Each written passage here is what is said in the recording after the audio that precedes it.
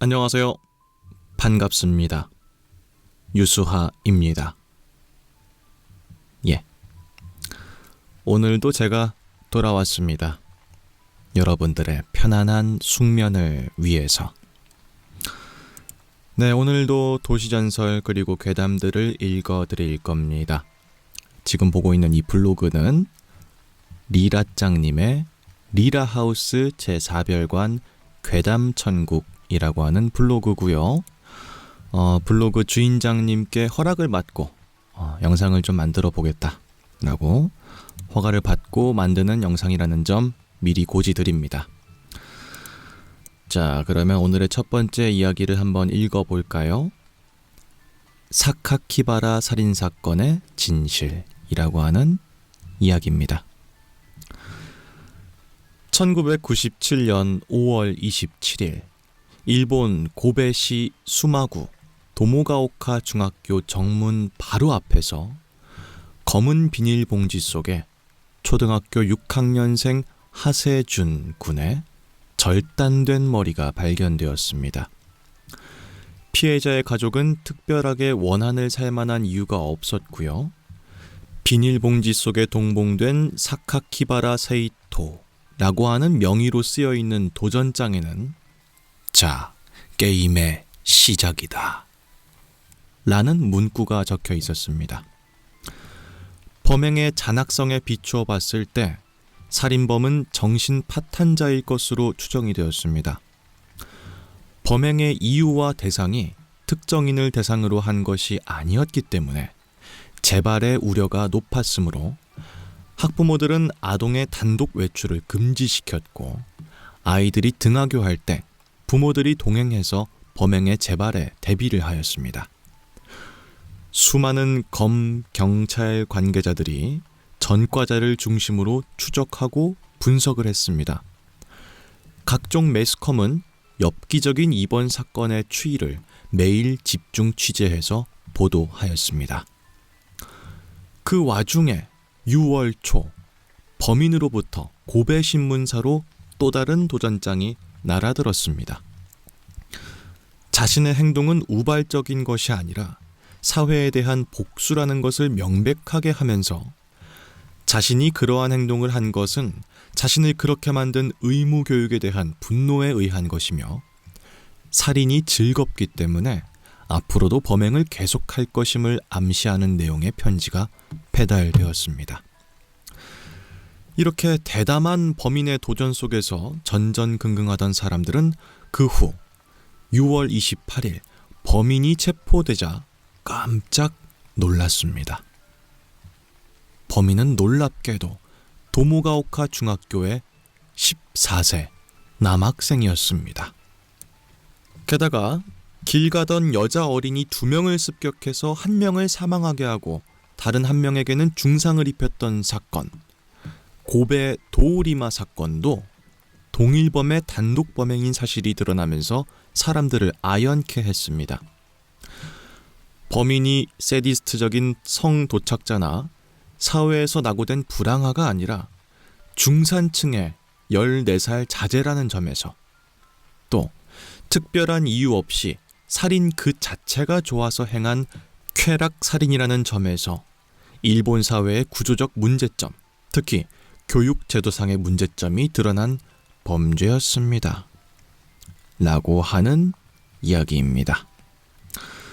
그러니까 이제 너무 끔찍한 범죄잖아요.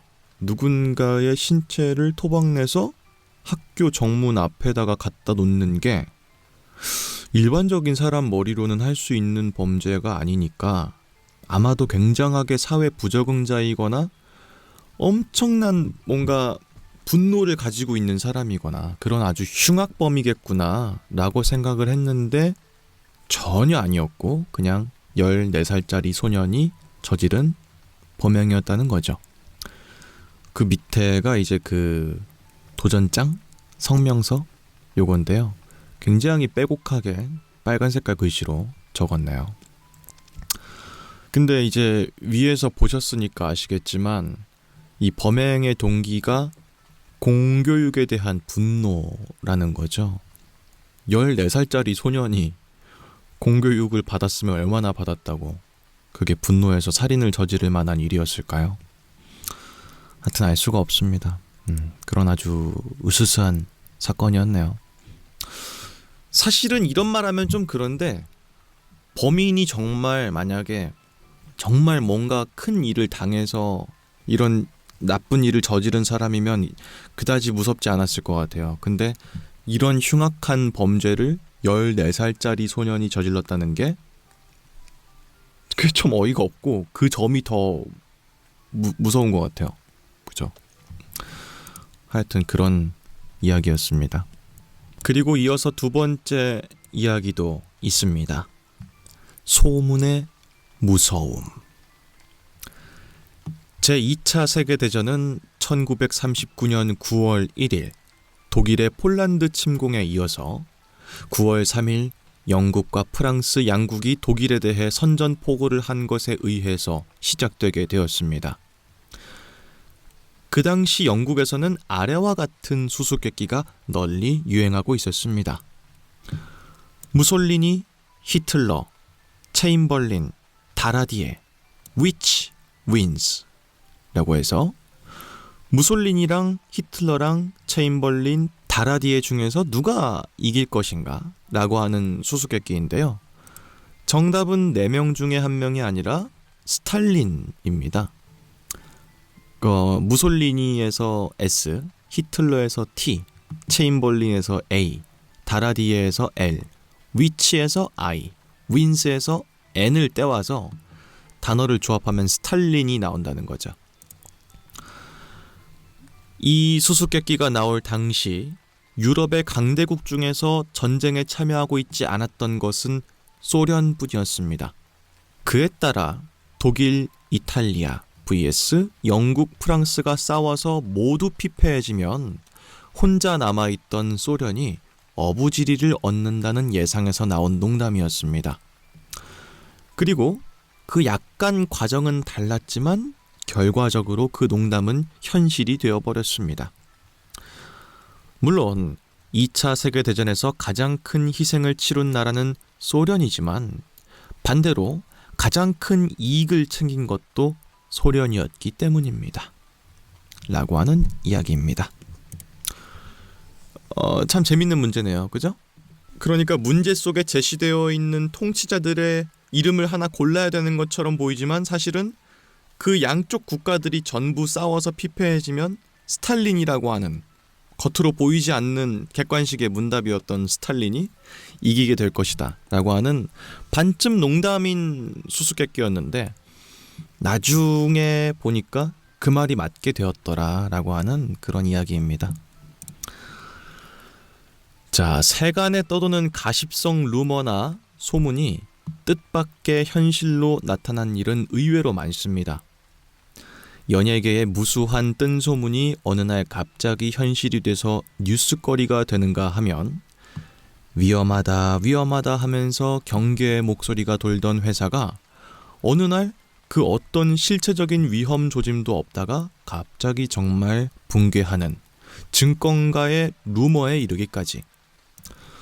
물론 이는 점쟁이의 예언처럼 무수히 많은 루머 중에 하나가 우연하게 들어맞은 것뿐, 혹은 루머가 돌고 돌아서 마치 사실인 양 퍼지고 그것이 결국 현실에 영향을 끼쳐서 진실로 그렇게 되는 경우도 있지만 의외로 소문은 그 어떤 예측보다도 냉철한 분석을 담고 있기도 합니다. 고대 중국의 정치가 그리고 책략가 사이에서는 어린아이들 사이에 유행하는 의미심장한 노래나 사람들 사이의 소문에 천심이 담겨 있다 라고 해서 주의 깊게 여기는 경향이 있었습니다. 반대로 그런 소문의 영향력을 노려서 의도적으로 악의에 찬 루머를 유포하기도 했습니다. 또한 위의 조크처럼 단순히 유행하는 우스갯소리지만 그 안에 뼈있는 주의당부의 말이 섞여 있는 경우도 많습니다. 해방 이후 신탁 통치와 6.25를 앞두고 한반도에서 유행했던 미국 놈들 믿지 마라, 소련 놈에 속지 마라 라고 하는 것도 어떤 앞을 크게 내다본 유행어가 아닐 수가 없습니다.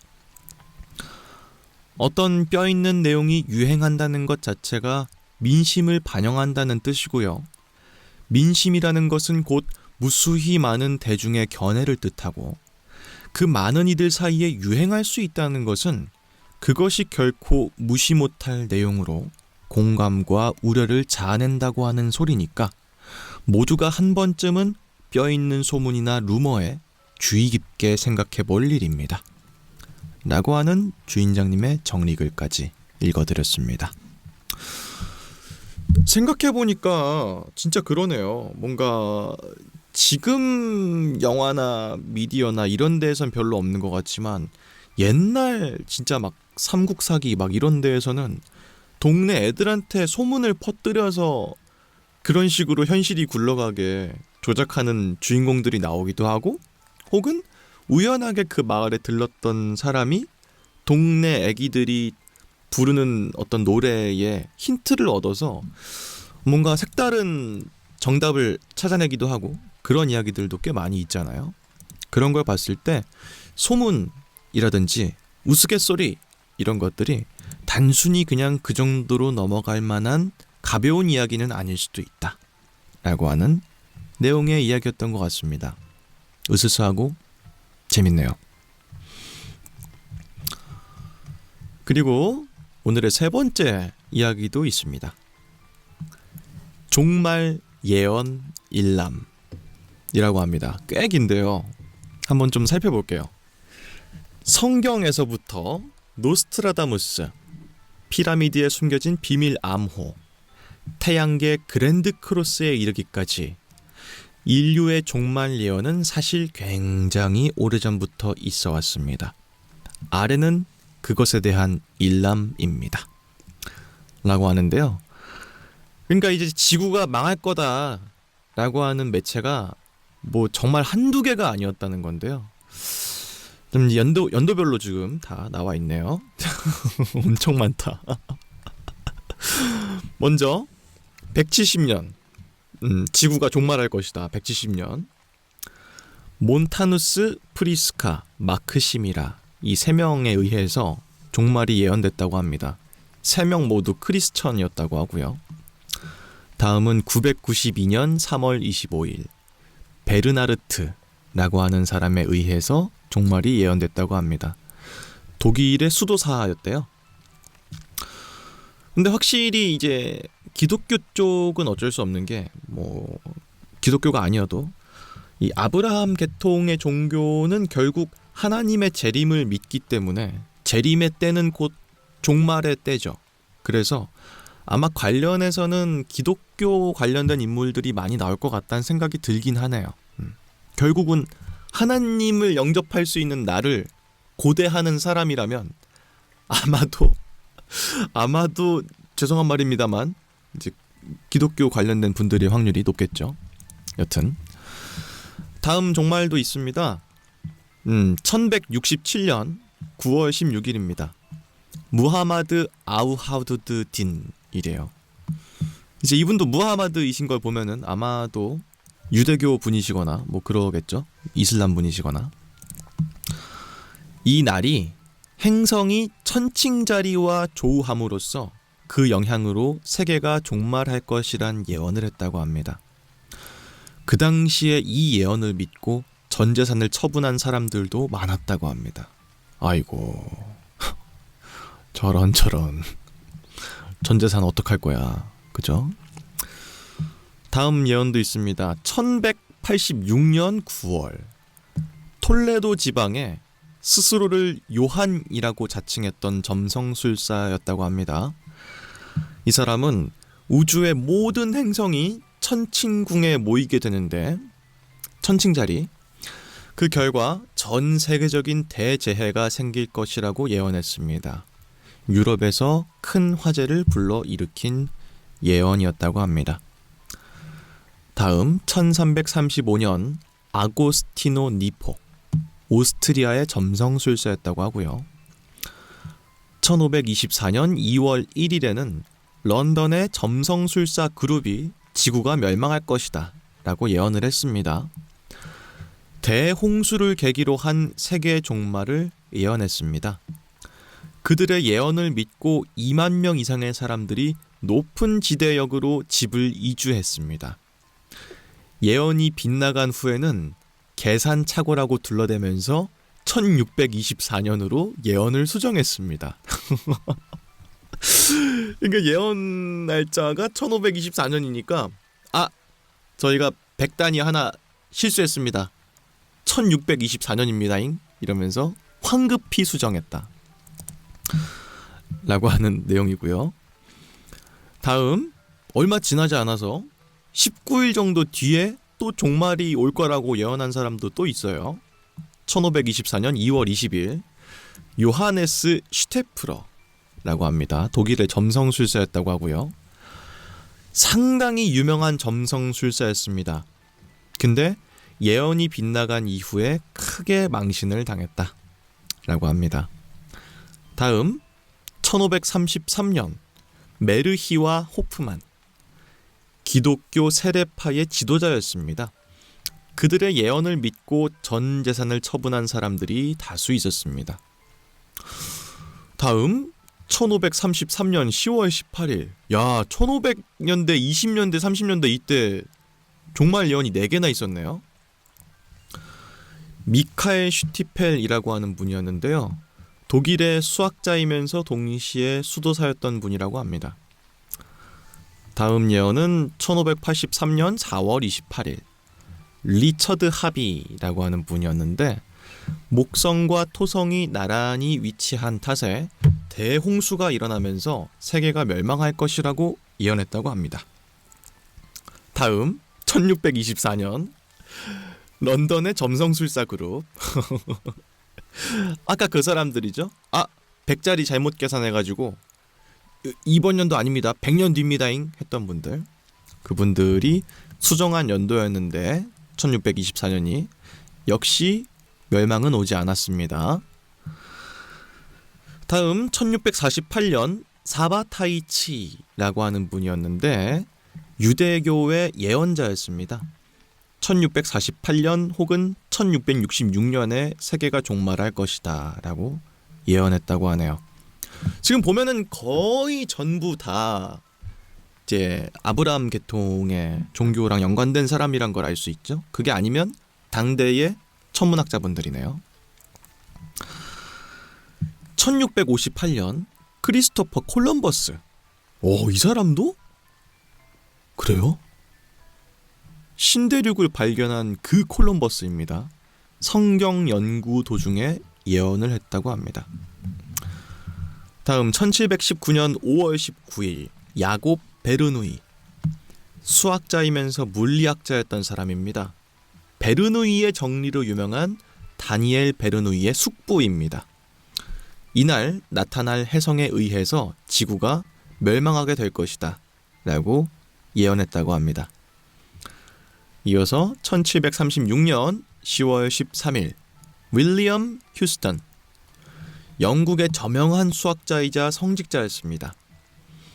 당시에 이 사람의 예언 때문에 런던 시민들이 패닉 상태에 빠지게 됐다라고 하고요.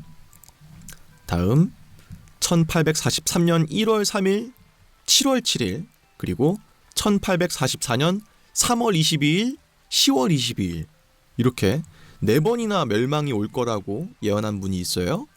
윌리엄 밀러입니다.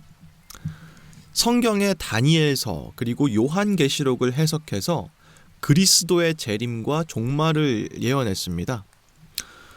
빗나간 다음에는 계산착오였다면서 일자를 수정했습니다. 그렇게 수정을 3번 했는데 전부 빗나갔습니다. 그래요. 다음 1910년 이제 꽤나 근대로 올라옵니다. 1910년 5월 19일 카미유 프라마리온이라고 하는 분인데 헨리 해성의 꼬리가 지구를 스쳐 지나가게 되면서 지구가 종말한다고 하는 SF 소설의 내용을 소개했습니다. 근데 이 SF 소설 내용이 큰 화제가 되면서 교황 피오 10세까지도 그에 관련된 발언을 남겼고요. 이것 때문에 자살하는 사람마저도 속출했다고 합니다. 교황님께서 왜 SF 소설 내용을 언급해서 스스로 목숨을 끊는 사람까지 만들었을까? 그죠? 약간 좀 그렇다. 다음 1914년 10월 1일 찰스 테이즈 러셀이라는 사람이 있는데 여호와의 증인의 창시자입니다. 성경의 해석과 피라미드 통로의 치수 계산을 통해서 이걸 예언했다라고 하는데 역시 종말은 오지 않았고요. 1919년 12월 17일 알버트 포르타, 지진, 기상학의 전문가였습니다. 그랜드 크로스를 기초로 예언했고요. 기상대회까지 관련 문의가 빗발치게 되면서 스스로 목숨을 끊는 사람들이 속출하게 되었다라고 합니다. 지금 이렇게 한 20-30명 있거든요. 네, 근데 다 알아보진 않을게요. 근데 이제 글쎄 말씀드렸다시피 상당히 이제 종교 관련되어 있는 분들이 많네요. 종교에 대해서 옹호할 생각은 없어요. 다만 특정적인 종교가 하나님이 다시 올 때는 종말의 때다라고 했다 보니까 그 말로 인해서 이렇게 많은 종말론들이 이제 생기게 된 건데, 결국은 뭐 우스갯소리로 넘길 수 있는 이야기일 수도 있겠지만 누군가는 정말 심취해서 스스로 목숨을 끊기도 하고 혹은 살던 곳을 이주를 가기도 하고 전 재산을 다 탕진하기도 하고 한다는 점에서 좋아 보이진 않아요. 좋아 보이진 않아요. 비교적 최근 거를 좀 볼까요? 최근 거? 1995년 11월에도 지구 종말을 예언한 사람이 있대요. 아사하라 쇼코. 이분은 아주 유명한 일본의 오음진리교의 교주였지요. 이분은 이제 같은 해에 일본 지하철에다가 독가스를 풀어서 사상자를 낸 그런 분입니다. 이로 인해서 일본은 지금까지도 종교적인 것 때문에 사람들이 모인다든지 이런 거를 굉장히 꺼려하고 있거든요. 그런 이단 중에 이단, 사이비라고 보면 되겠죠. 예, 유사 종교니까. 사이비 같은 사람들도 종말론을 예언한 사람이 있고요. 그리고 이제 뭐 2000년대는 이제 Y2K라고 해서 이제 디지털 이런 기계들이 1900년대부터 2000년으로 넘어가는 그거에 대한 계산이 안 되어 있기 때문에 2000년이 왔을 때 모든 시스템 같은 것들이 다 망가지면서 핵 관련되어 있는 시설 이런 것들도 다 문제를 일으키면서 종말이 올 거다 라고 했던 적도 있죠. 우리나라도 그렇고 전 세계 다 엄청 크게 믿었는데 종말은 오지 않았습니다. 그리고 이제 더 알아보고 싶은 건 이제 앞으로 다가올 종말에 대한 예언이 좀 궁금하죠. 그죠? 2038년 4월 25일입니다. 까미유 프라마리온. 아까 그분이네요. 그죠? 프랑스의 천문학자입니다. 노스트라다무스의 예언시를 기초로 종말을 예언했습니다. 그러나 다른 연구자는 아무도 그의 근거 자료가 된 시를 발견하지 못했습니다. 그렇기 때문에 조작된 근거 자료일 가능성이 농후합니다. 라고 하고요. 노스트라다무스가 아마 가장 유명한 분 중에 한 분이지 않나요? 예언자분 중에서. 근데 그분이 예언처럼 해서 쓴 시가 엄청 많대요. 엄청 많대요. 그러니까 몇 개 정도 들어맞았을 것도 뭐 이해가 안 되진 않는다. 그러니까 그렇다고 해서 너무 그 사람을 신뢰감 있는 예언가라고 믿긴 좀 어렵겠죠. 다음 2115년 A 베이트 홉스키라고 하는 구소련의 우주개발 과학자가 지구가 멸종하게 될 것이다 라고 예언한 적이 있다고 합니다. 2137년에 독일의 신학자분께서 이때 이제 종말의 때가 온다 라고 한 분도 있대요. 프랑스의 작가 다니엘 레주에 의하면 어느 유명한 독일의 신학자가 묵시록을 해독한 결과 이 날이 최후의 심판 날이었다고 전했다고 합니다. 그리고 3797년, 야, 이제 우리 다 죽었습니다. 이제 다 죽은 후에 노스트라다무스가 한 번 더 예언을 했네요. 백시 편집 안에서 예언은 3797년까지라고 기술되어 있기 때문에 요 해가 이제 종말이 오는 해라는 설이 있습니다. 그리고 3936년 이때가 종말의 때다라고 하는 빈센트 페럴이란 사람의 예언도 있습니다. 스페인의 도미니코회의 수도사입니다. 성인 그리고 성서의 시편을 기초로 했을 때 이날이 종말의 때다 라고 하는 이야기를 했대요.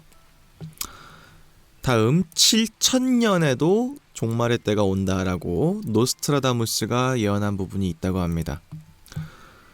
노스트라다무스 연구자들 중에는 시편 10권 74차례의 시에 따라서 서기 7000년 마지막 심판이 있다고 예언했다고 해요. 자, 이 이야기는요 쭉 길게 설명을 드렸어요. 어떤 분은 조금 지루했을 수도 있을 것 같고 어떤 분은 되게 재밌게 느끼셨을 수도 있을 것 같아요. 근데 주인장님의 이 블로그의 주인분의 의견도 그렇고 제 의견도 그렇고 하고 싶은 진짜 말은 이겁니다. 아직도 종말 예언이 믿겨지십니까? 라고 하는 거예요. 그러니까 지금까지 너무 많았다는 거야. 너무 많았어. 그러니까 믿고 말고 이런 거는 개인의 자유죠. 근데 이제 아까 말씀드렸다시피 극단적인 선택을 하거나 재산 전부를 다 탕진해가지고 어디다 갖다 바친다든지 그런 거를 좀 지양해달라라고 하는 그런 이제 이야기네요. 이렇게 많다는 게 괴담이네. 그죠? 이렇게나 많다는 게 괴담이야. 어쨌든 다음 이야기도 있습니다. 시집살이. 차로 2시간 걸리는 거리의 할머니 묘지에 온 가족이 성묘를 위해 총출동했습니다. 가족들이 벌초를 하고 있을 때 이상하게 잠이 와서 잠시 쉬려고 잠깐 무덤가에 앉았더니 곧 잠이 들어버렸습니다. 어릴 적의 꿈을 꾸었습니다. 할머니께서 에이씨, 밥상에 생선이 없잖아 이년아 하면서 우리 어머니에게 고함을 치고 있는 모습이었습니다. 어릴 적에는 나도 생선이 먹고 싶다라고 생각하긴 했지만 요즘 시세로 생선 한 마리가 3만 원에서 5만 원이었습니다. 그런 생선을 매 끼마다 요구했으니 우리 집은 돈이 없었고 그래서 밥상에 생선을 올리지 못하는 날이면 에이, 이년이 나를 굶기려고 하나? 하면서 할머니가 고함치고 있던 기억이 새록새록 났습니다. 지금 생각하면 어머니의 지독한 시집살이였습니다. 덕분에 나 역시도 학교 체육복 한 벌 못 사고 어머니가 옆집의 같은 학교 학생이 버리는 체육복을 받아와서 그걸 입었습니다. 그래서 가난한 아이로 초등학교, 중학교 모두 반에서 소외당한 기억이 떠올랐습니다. 꿈속에서 생각나는 한 모든 욕설과 험담을 다 퍼부으면서 할머니를 걷어찼습니다. 이불 위에서 새우처럼 등을 말고 울고 있는 할머니를 걷어찰 때마다 이상하게 만족감을 느꼈습니다. 무엇인가 마음속 한구석에 있는 한이 사그라드는 느낌이었고 너무나 산뜻했습니다. 눈을 뜨자 병원이었습니다. 아버지는 무표정한 얼굴로 나를 내려다보고 있었습니다.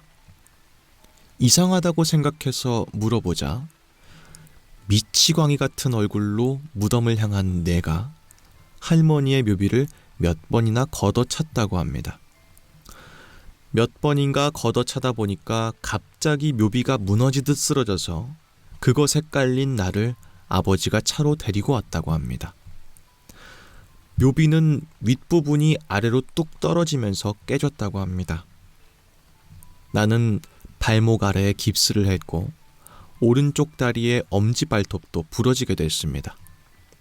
하지만 후회는 하지 않았습니다. 그 꿈이 어릴 적 기억을 되살려서 할머니의 어머니에 대한 지독한 시집살이를 분명히 깨달았습니다. 지금도 생각합니다. 그 할망구, 지옥까지 때려서 쫓아버린다. 라고 하는 이야기였습니다.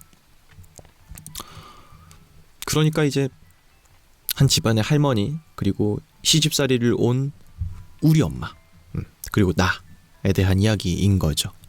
꿈속에서 내가 할머니를 엄청 걷어찼는데 깨어나 보니까 할머니의 그 묘지를 난 꿈이라고 생각했는데 분명히 현실에서도 걷어차고 있던 거죠. 정신은 없지만, 기억은 없지만. 그래서 병원에 실려오게 됐다. 하지만 후회는 없다. 라고 하는 이야기입니다.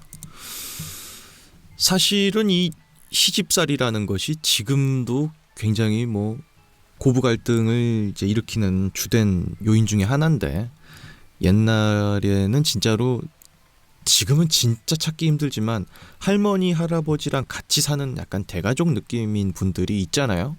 그러다 보니까 결국 우리 엄마는 계속 시어머니 시아버지한테 이제 수발을 들이면서 살아야 되는 건데 얼마나 힘들었겠어요. 그 모습을 보니까, 우리 엄마를 계속 괴롭히는 할머니의 모습을 보니까 이제 주인공이 굉장히 마음에 이제 들끓는 분노가 있던 거죠. 그걸 자기도 모르게 표출을 해버린 거고, 꿈속에서 표출했다 생각했는데 사실은 현실로도 표출을 해버린 거였네요. 이야기 자체가 무섭진 않습니다. 다만 조금 서글퍼요. 아이의 눈에서도 얼마나 오죽 어머니가 불쌍했으면 할머니의 묘자리라도 때리고 싶었을까 하는 생각이 드니까 약간의 좀 페이소스가 좀 있는 것 같습니다.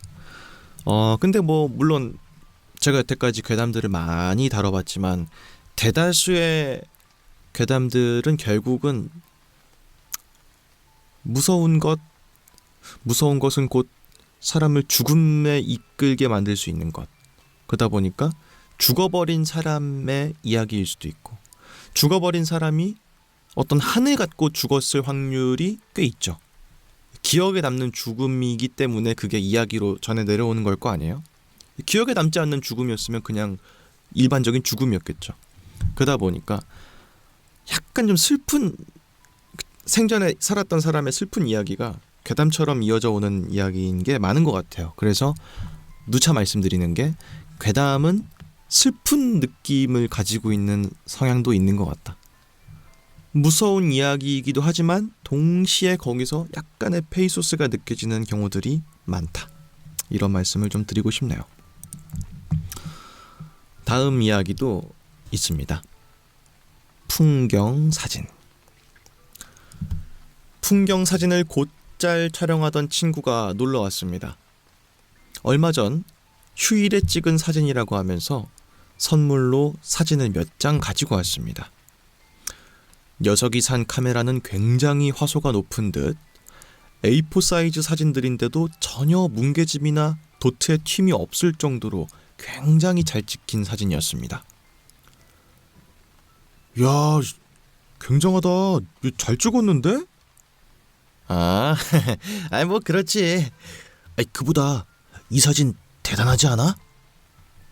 그렇게 말하면서 그가 짚은 사진은 어딘가의 농촌 풍경이었습니다. 많은 사람이 모내기를 하고 있는 사진이었습니다. 한가롭고 좋은데? 야, 이게 요즘 세상에 이 인력으로 사람들이 직접 총출동해가지고 모내기 하는 곳이 아직도 있네. 괜찮지? 다들 웃는 얼굴이 잘 나왔어. 그러네. 다들 이쪽 보고 있네. 기념사진이야? 아니야. 그때 나는 굉장히 먼 거리에서 초망원으로 이 산 저편에서 우연히 이 마을을 찍은 거거든? 잘 봐. 조금 조감처럼 나온 것 같지 않냐? 그래. 근데 이 사진 대단한 사진이라면서 뭐가 대단하다는 거야? 망원으로 산 너머에서 찍은 사진인데 어째서 다들 내가 사진 찍는 걸 알고 우는 얼굴로 이쪽을 쳐다보고 있냐 이 말이야. 라고 하는 이야기입니다. 기괴하네요.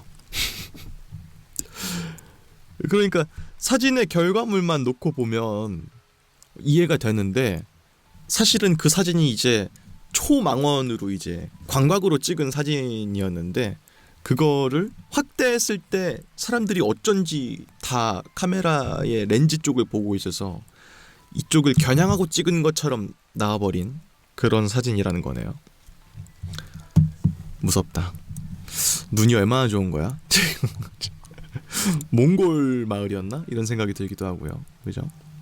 하여튼 그런 이야기였습니다. 다음 이야기도 있습니다. 어이없는 사건 사고 일람. 첫 번째, 너무 덥다는 이유로 20m 높이에서 강으로 뛰어들어서 사망. 근데 그럴 수 있어요. 이게 20m 높아요. 네. 근데 이제 위에서 보면 좀 안 높아 보이기도 하니까 간혹가다 이럴 수도 있겠다 생각이 듭니다.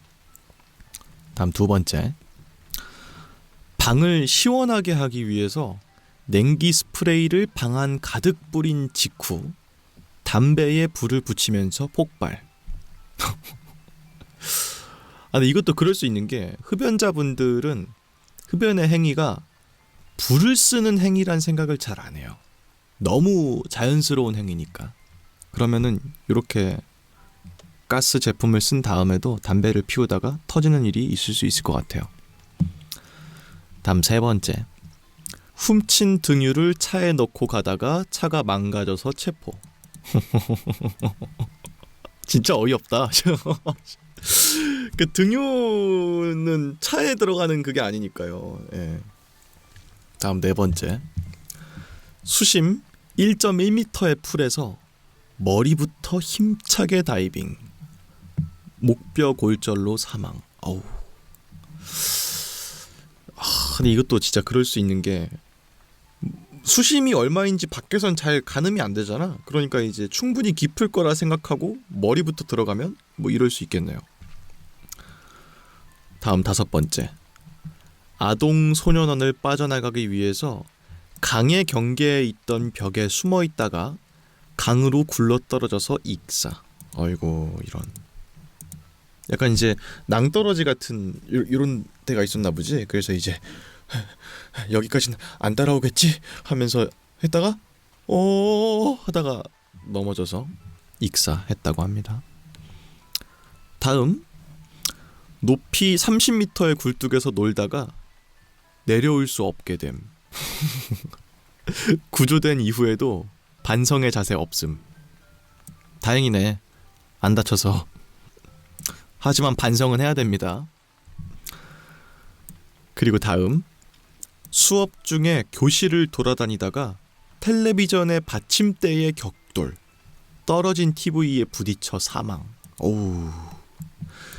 이것도 진짜 그럴 수 있겠다 생각이 드는 게, 지금은 TV에 깔려서 죽는다 이런 말이 이해가 안 가지만 옛날에는 보통 이런 류의 TV가 되게 많았단 말이에요. 진짜 큰 거. 이게 정면에선 좀 얇아 보이는데 뭐 이런 식이에요. 엄청 크고 두꺼워요. 예, 그러면은 충분히 깔렸을 때 죽을 수도 있을 것 같아요. 그죠? 야, 그러고 보니까 프로젝션 TV도 진짜 오랜만에 듣는다. 그죠? 다음, 친구끼리 술을 마시다가 만취. 9층 베란다에서 아래로 토하려다가 추락사. 이거 위험해. 특히 진짜 술 마셨을 때는 내 생각처럼 몸이 안 움직이는 것도 있고, 그리고 이제 사리 판단이 안 되잖아. 토한다고 베란다 밖에다가 토하는 것도 이해가 안 가는데, 술을 안 마셨으면 이런 생각을 안 했을 텐데 하는 생각이 드니까 굉장히 좀 아쉬움이 있네요. 다음, 졸업식 직전에 화약놀이를 하다가 폭발, 손가락 2개가 날아가는 중상. 오, 야, 근데 이것도 진짜 그럴만한 게, 옛날에 그거 아시죠? 그 문방구에 콩알탄 팔았거든요. 그 지금도 파나 모르겠어. 그러니까 이게 약간 종이 같은 거에 말려 있는 이제 화약인 건데 결국 이걸 땅에다가 팍 때리면은 파지직하면서 스파크가 튀면서 이제 재밌는 소리가 나는 그런 이제 문방구에서 팔던 그런 불량 식품은 아니고 뭐라고 해야 되냐 이런 걸 불량 장난감이라 해야 되나 어쨌든 그런 건데 이런 식으로 뭔가 폭죽 관련된 거를 잘못 가지고 놀다 보면은 손가락 2개가 날아갈 수도 있을 것 같아요. 콩알탄을 여러 개를 한 번에 뭉쳐가지고 팡 했다든지 그러면 충분히 가능성이 있겠죠. 다음 동급생과 장난을 위해서 터널에 누워있던 중3 차에 치여서 사망. 이건 아마 터널의 안에 이제 차가 지나갈 수 있는 그런 곳에서 누워서 있으면 애기들은 작으니까 차가 우리를 이제 지나치면서 슉 지나갈 수 있지 않을까? 라는 생각에 누워있다가 사망한 것 같아. 이거 너무 위험하다. 근데 이해가 안 되진 않거든요. 왜냐면은 차 아래에 농구공이나 축구공 같은 게 꼈을 때 아이들은 잘 들어가니까. 근데 그게 이제 비집고 들어가는 거니까 잘 들어가는 거지. 차가 그냥 빠르게 지나가면 쳐서 죽지. 위험하네요. 다음 게임하는 것을 꾸짖은 할아버지를 살해. 근데 참 이런 유사한 사건들도 꽤 많이 일어나서 진짜 할 말이 없네. 이게 지금 보는 이야기가 전부 뭐 말 같지도 않냐 싶은데 있을 법해. 그죠? 그냥 다 이해가 안 되지 않아. 다음 재미로 폴리에틸렌 주머니를 뒤집어 썼다가 산소 결핍으로 사망. 그 비닐봉지 같은 그런 거를 장난 삼아서 머리에 썼다가 사망. 위험하죠 진짜 이런 거. 다음 친구가 운전하는 차의 지붕에 매달려서 스턴트맨 놀이. 추락으로 의식불명. 너무 위험해요 이거. 너무 위험해. 그러니까 이제 할리우드 영화나 이런 데에서 차에 이렇게 매달렸는데도 잘 막 추격전을 벌이는 도둑 경찰 막 이런 장면들이 많이 나오니까 차에 매달려 있는 게 어렵지 않은 일이라 생각할 수 있는데 제가 이거의 위험성을 왜 아냐면 제가 옛날에 단편 영화 찍을 때 뭘 했냐면요. 자동차 이 위에 있죠. 위에 이 루프라고 하나? 여기에 감독형이 매달리고 카메라를 든 채로 이제 자동차의 시점에서 카메라가 이제 가는 걸 찍고 싶었던 거야. 그 제가 운전을 하고 감독형이 카메라를 들고 올라갔어요. 그 뭐 안전하게 찍었습니다. 그때가 이제 새벽이었고 저희 아파트 인근에는 그 통행량이 아예 없는 도로가 있어요. 거기서 찍은 건데 이거 시속 5도 못 밟아요. 50도 못 밟아요. 진짜로. 이게 진짜 영화나 이런 데에서 진짜 과장이 많이 들어간 거야. 10도 못 밟아 진짜로. 그냥 바로 이렇게 돼요. 그 제 차의 이 루프 쪽에 아직도 그 형이 밟고 올라가가지고 구겨진 부분이 제 차에 아직도 남아있어요. 하여튼 위험합니다 진짜로. 다음 자전거로 DMB를 보다가 용수로의 추락사. 아이고.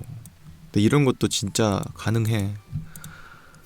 이제 워낙이 이 보고 싶은 마음과 가야 되는 마음 이 두 개가 같이 공존하다 보면은 처음엔 잘 한다?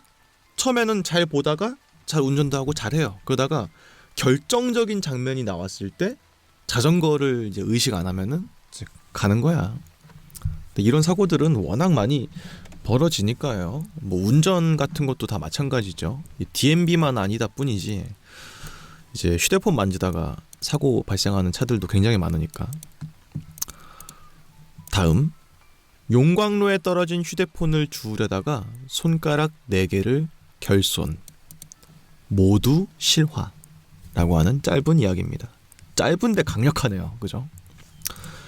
이 용광로 휴대폰 이것도 말도 안 된다 생각하는데 습관처럼 습관처럼 되는 거지. 이게 떨어뜨렸어요. 어이쿠 하다가 가는 거지. 진짜로 그럴 수 있을 것 같네요. 다 도시전설이랑 비슷한 것 같아요.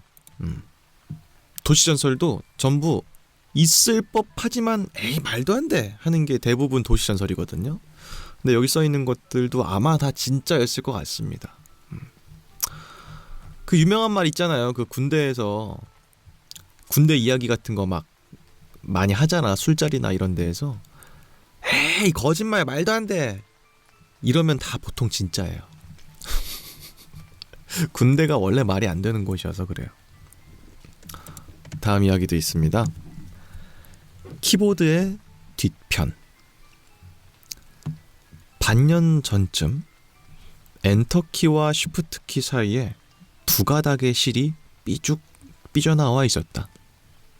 나는 그때 웬 머리카락?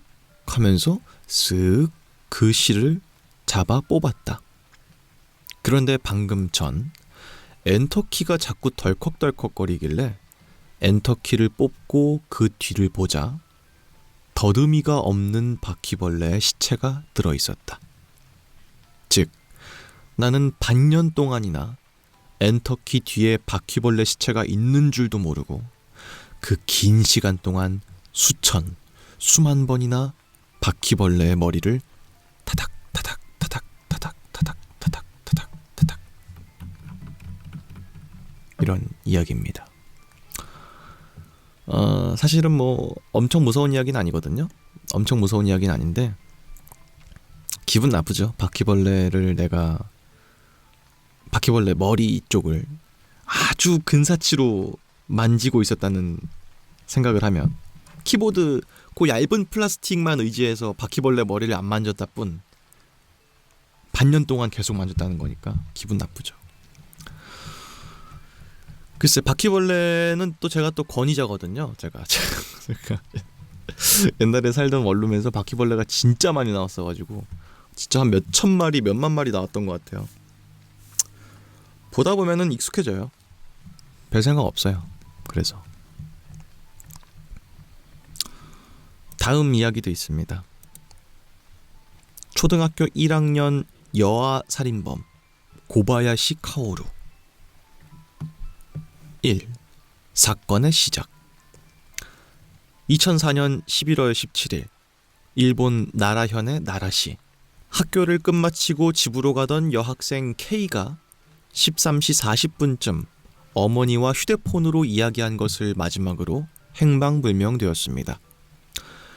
걱정이 됐던 부모님은 18시 45분쯤 경찰에 연락했고 함께 부근을 수색했습니다. 그리고 20시 4분 K의 휴대폰 번호로 사진이 첨부된 메시지가 어머니한테 도착하게 됩니다. 그러나 그것은 K가 보낸 메시지가 아니었습니다. 메시지에 첨부된 사진은 끔찍하게 살해당한 K의 시체 사진이었습니다. 경찰은 즉시 유괴 살인으로 수사본부를 설치했습니다. 이후 0시 6분 유괴 현장에서 약 6km 떨어진 인근 도로 옆 그 도랑 안에 엎드린 채로 방치된 K의 사체를 우연히 차로 지나가던 사람이 발견, 신고했습니다. 사체는 이빨이 몇 개나 뽑힌 상태였으며 얼굴이나 손발 모두 심각한 훼손이 가해진 상태였습니다. 다수의 목격자 증언을 통해서 K를 유괴한 것은 30대 전후의 남자로 차로 K를 납치해서 사라진 것이 드러나게 됐습니다. 또한 사체 사진 메시지를 보낸 지역이 현장 부근이란 사실은 밝혀졌지만 그 이상은 좀처럼 수사가 진전되지 않았습니다. 2. 휴대폰 기록. 그로부터 약 1개월 후 12월 14일 수사를 위해서 경찰에 맡겨두었던 K의 휴대폰에 범인으로부터의 두 번째 메시지가 도착했습니다. 다음은 여동생이다 라고 하는 내용이었고요. 메시지는 K의 아버지 그리고 친척들에게도 도착했습니다. 12월 25일 사건에 새로운 진전이 있었습니다. K의 휴대폰으로부터 어느 휴대폰을 향해 데이터가 송신되었던 것입니다. 경찰은 데이터를 전송받은 휴대폰의 소유자를 조사했습니다. 그러나 그 사람은 친구에게 휴대폰을 개통할 때의 명의와 주소를 빌려준 것으로 실제 그 휴대폰을 사용했던 것은 그 친구였습니다. 그 휴대폰을 일상적으로 사용했던 사람은 고바야시 카오루였습니다. 그는 살해한 K의 사체를 휴대폰으로 촬영, 그 사진을 K의 휴대폰에서 자신의 휴대폰으로 송신한 것이었습니다. 조사 결과 고바야시는 이런 사진이 갑자기 어디선가 날아왔다라고 하면서 그 사체 사진을 주변 이들에게 과시했던 것으로 밝혀지게 됐습니다. 3. 체포. 12월 30일 고바야시를 범인이라고 확신했던 경찰은 신문 배달을 끝내고 돌아왔던 고바야시 씨를 긴급 체포, 가택 수색도 실시하게 됩니다. 그리고 방에서는 K의 가방과 휴대폰, 옷가지들이 발견되었고요. 결국 고바야시는 범행을 인정했습니다.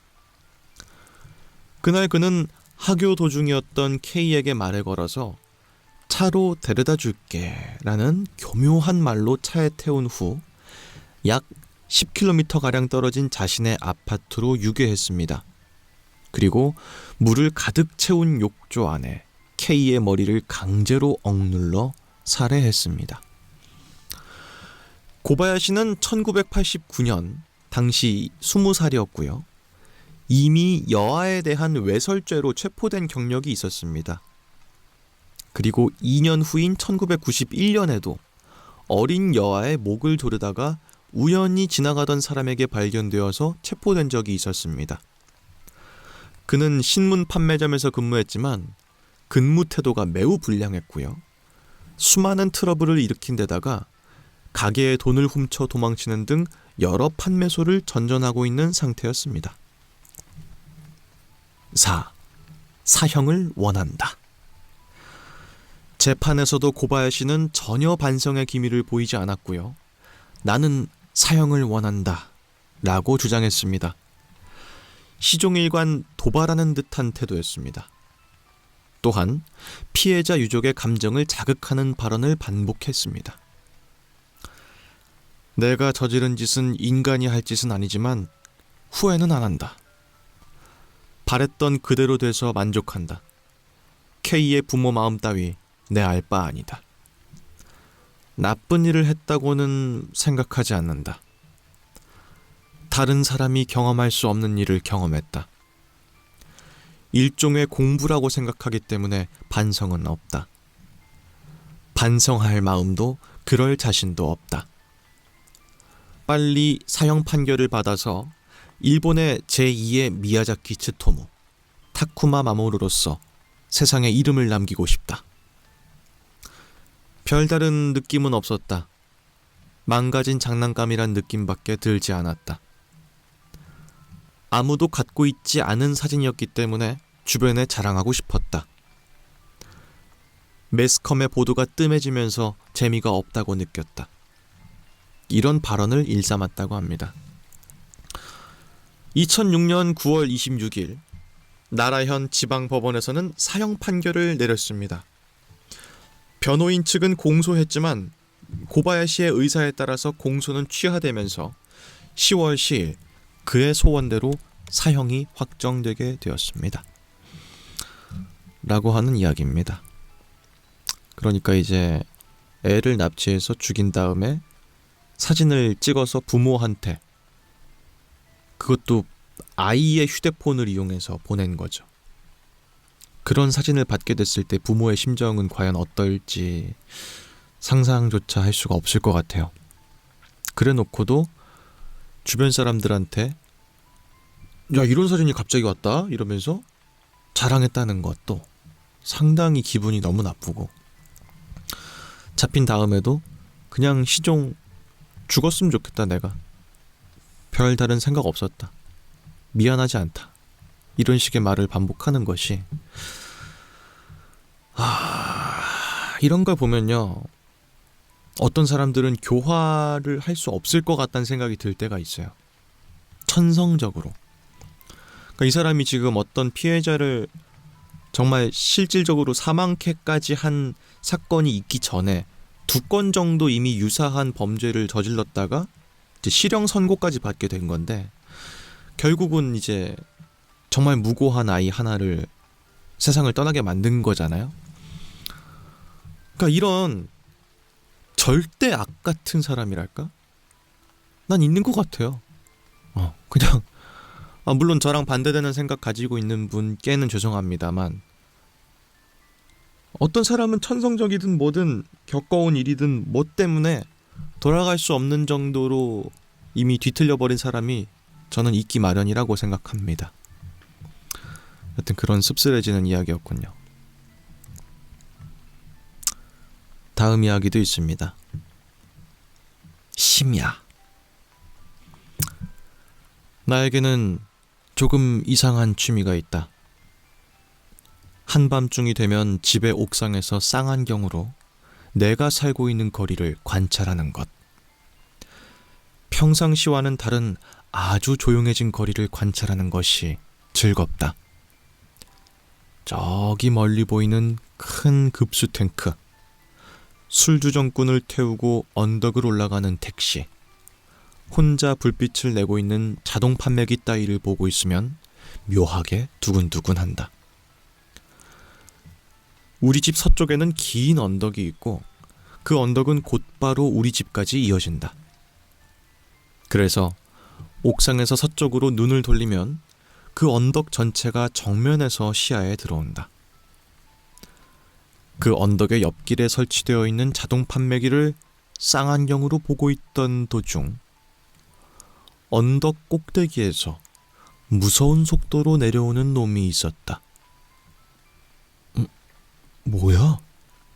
하고 생각하면서 쌍안경으로 보자 알몸에 빼빼 마른 아이 같은 녀석이 얼굴에 미소를 가득 안고 이쪽을 향해 손을 흔들면서 맹렬한 스피드로 달려왔다. 놈은 분명히 내 존재를 깨닫고 나와 눈을 마주쳤다. 그저 멍하니 바보처럼 바라보고 있었지만 왠지 굉장히 위험하다는 느낌이 들었고 서둘러 계단을 내려가 집 안으로 도망쳤다. 문을 닫고 열쇠를 잠그고 뭐야? 어떡해? 어떡하지 그거? 하면서 무서워하고 있었는데 두다다다다다다다다다다닥 하고 옥상 계단을 오르는 소리가 들려왔다. 분명히 나를 찾고 있다. 위험해. 어떻게 하지?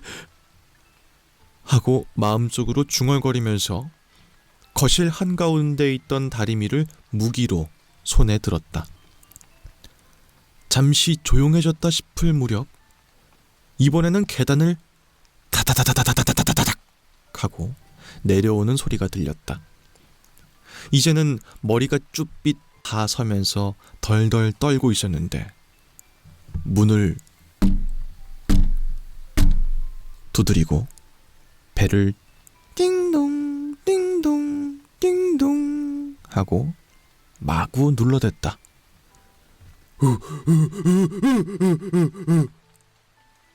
놈의 울부짖는 듯한 신음소리도 들렸다. 나의 심장은 잠시 가늘게 뛰다가 곧 엄청난 기세로 맥박쳤다. 한층 더 떨면서 숨을 죽이고 있자 그렇게 시끄럽게 난리를 피우던 문과 벨소리도 그치고 다시 조용한 상태로 해가 뜰 때까지 나는 다리미를 손에 꽉 쥔 채로 굳어 있었다. 그 녀석은 대체 뭐란 말인가? 라고 하는 이야기였습니다. 그러니까 이제 옥상에서 뭐 이렇게 보고 있었는데 누가 이제 이러면서 달려온 거야.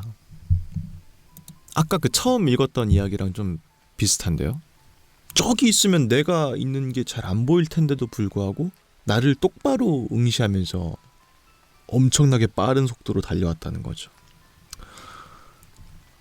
나를 찾는 듯한 느낌으로 옥상에 막 갔다가 내려와서 내가 사는 집을 어떻게 알았는지 막 두들겼다는 그런 내용이 기괴하기 짝이 없는데, 제가 이제 늘상 말씀드리는 좋은 괴담의 조건, 이미지가 떠오른다.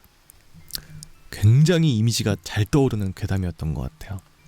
그렇기 때문에 으스스하다. 그리고 오늘의 마지막 이야기로 아주 적합한 이야기였다. 이런 생각합니다. 지금까지 저는 유수아였습니다. 남은 괴담은 다음에 또 이어서 읽어드릴게요.